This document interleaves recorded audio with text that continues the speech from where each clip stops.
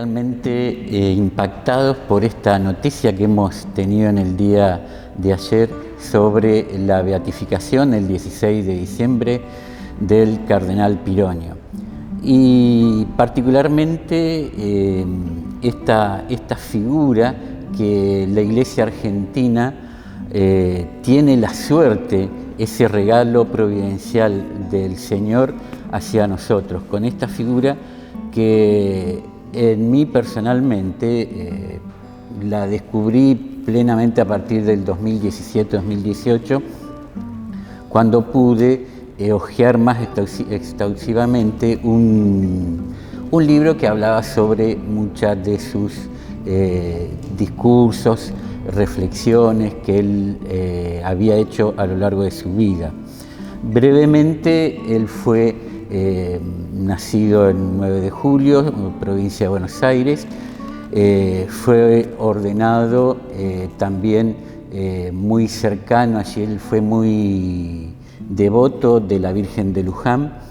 Incluso en su testamento espiritual dice que él quería ser enterrado allí y precisamente está enterrado en la Basílica de Luján.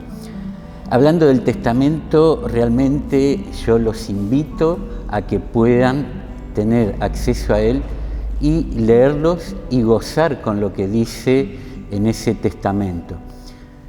Él de alguna manera en ese testamento va dando una imagen de todo lo que fue durante su vida.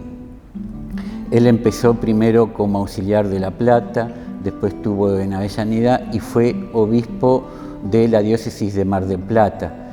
También fue secretario general y presidente de la Conferencia Episcopal Latinoamericana en la época del documento de Medellín, Puebla, y también alcanzó Santo Domingo.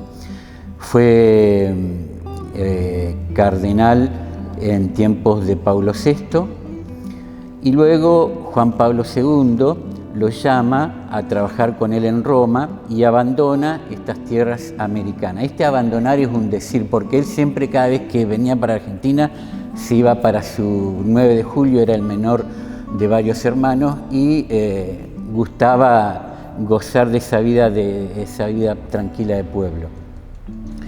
Y fue también el encargado, fue el promotor de la Jornada Mundial de la Juventud cuando él estaba a cargo del dicasterio para los laicos.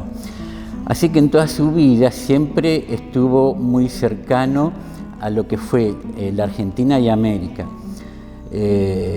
La parte interesante de él, muchos lo definen como profeta de la esperanza, pero también si uno lee todos aquellos escritos o meditaciones de los años 70 y los 80, realmente un profetismo que los invito a que lo lean y van a ver que eso lo está diciendo hoy.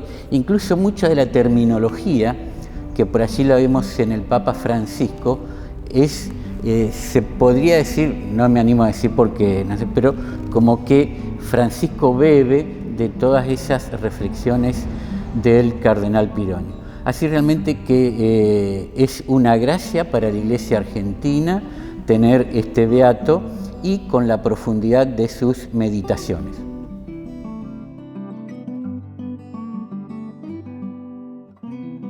Bueno, él también fue, lo llaman por allí profeta de la esperanza.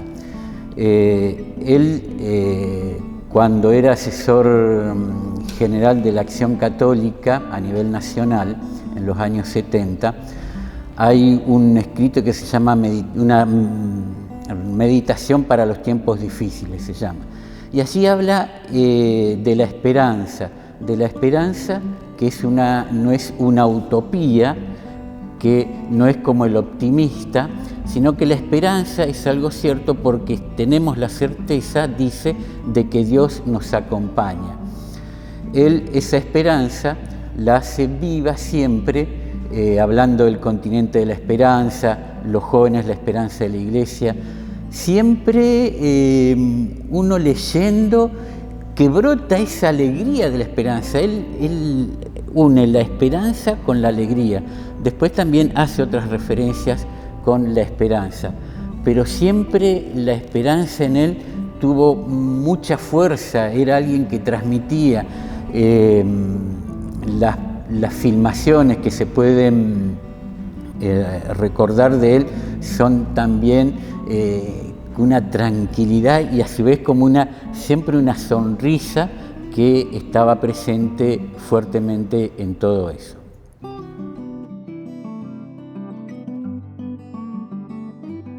Él también hizo mucho hincapié en la contemplación. Él no concebía la esperanza sin la contemplación. Nos dice que la contemplación es adentrarse en lo invisible de Dios para que podamos ver lo visible de su historia alrededor nuestro, en los hombres, en nuestros hermanos. Él siempre hablaba de la contemplación como algo realmente necesario. No se concebía nada sin la contemplación. En las reflexiones que le deja la Acción Católica, en las reflexiones que deja también a los religiosos, a los sacerdotes, siempre hace hincapié en la contemplación. Él nos decía que si no realizábamos esa contemplación, corríamos el riesgo de tener una fe, entre comillas, muy mundana y entonces no estar haciendo la voluntad del Padre, sino estar haciendo nuestra voluntad. Entonces por eso él siempre insistió en la contemplación, en la meditación. Y también insistía mucho con la misericordia. En su testamento es interesante porque él marca fuertemente 3 momentos con esta palabra. Creí por la misericordia de Dios, dice, haciendo ver que realmente la fe es un don. Después habla del Padre de la misericordia y termina en estas 3 invocaciones de la misericordia, perdonado por la misericordia de Dios.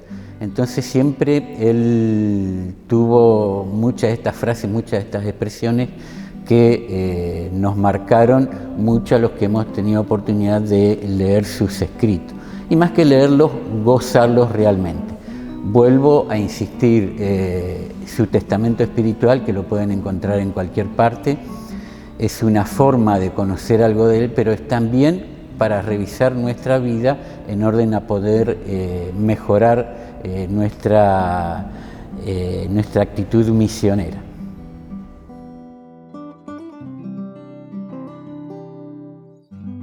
Bien, y otra característica fue que fue mariano. En ese testamento espiritual que habla nuevamente sobre la Virgen, que siempre dice su cruz y resurrección, siempre los momentos de cruz y resurrección siempre estuvieron unidos a la Virgen. Él por allí hace que la Virgen realmente es la que cambia la historia del mundo porque es la que asume con su sí, ¿no es cierto?, la entrada de Dios en nuestro camino a través de Jesús. Él dice en esa reflexión algo más o menos así: lo fundamental es que el hombre pasó a ser hijo de Dios. Por allí también habla de que María fue la servidora plena, porque no solamente ayudó materialmente, por ejemplo, a su prima Isabel, sino que también llevó el anuncio, o sea, la servidora de alguna manera en lo material y en lo espiritual. Y tiene también por allí una reflexión que hace como unos juegos de palabra, que dice: María enseñó a hablar a la palabra con mayúscula. María enseñó a rezar a la oración del Padre. María hizo todo eso con el Espíritu Santo. O sea, la presencia de María, resalta la presencia de María en toda la vida de Jesús, y también hace referencia a cómo acompañó María su vida, desde su inicio, el seminario, el sacerdocio, el episcopado y después ya siendo cardenal en el servicio a la Iglesia Universal.